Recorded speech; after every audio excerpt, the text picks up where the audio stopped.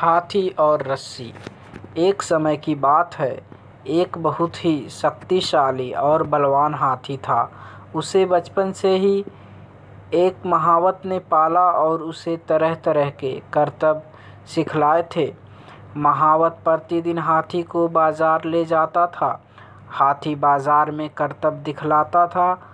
करतब देखकर लोग खुश होते और हाथी और महावत को पैसे देते थे। इसी पैसे को महावत एकत्र कर लेता था और उसी से उसकी रोजी रोटी का चलती थी। घर जाने के पश्चात महावत हाथी को एक पतली सी रस्सी से बांध देता था। लोगों को यह बात बड़ी अजीब सी लगती थी कि इतना हट्टा कट्टा हाथी इतनी पतली सी रस्सी से कैसे बंधा हुआ था। एक दिन एक व्यक्ति ने महावत से पूछा, महावत भाई, आपका हाथी तो इतना हष्ट पुष्ट और बलवान है, किंतु आप इसे इतनी पतली सी रस्सी से बांधते हो। हाथी जब चाहे इस रस्सी को बड़ी ही आसानी से तोड़ सकता है, फिर भी वह ऐसा नहीं करता। इसका क्या कारण है? उस व्यक्ति की बात सुनकर महावत बोला, कई साल पहले जब मैं हाथी को जंगल से लेकर आया था, तब हाथी छोटा था।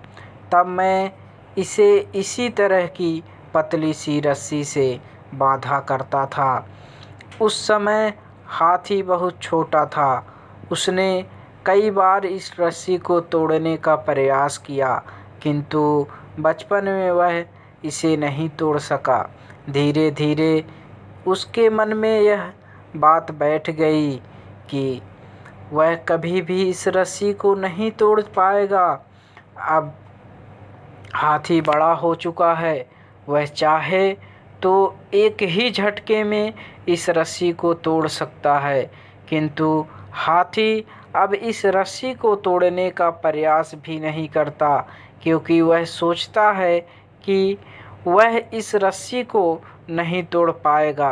किंतु अब वह चाहे तो इस रस्सी को एक ही झटके में तोड़ सकता है।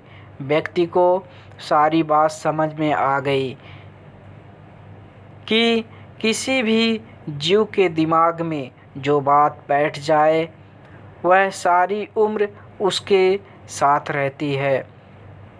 हाथी की कहानी से हमें शिक्षा मिलती है कि जो बात बचपन में हमारे दिलो दिमाग में बैठ जाती है, वह सारी उम्र साथ रहती है। इसीलिए बच्चों को बचपन में अच्छी सीख देनी चाहिए, ताकि वह सारी उम्र उस पर अमल कर सकें। वीडियो अच्छी लगी हो तो लाइक करें, चैनल को सब्सक्राइब करें और कमेंट करें। धन्यवाद।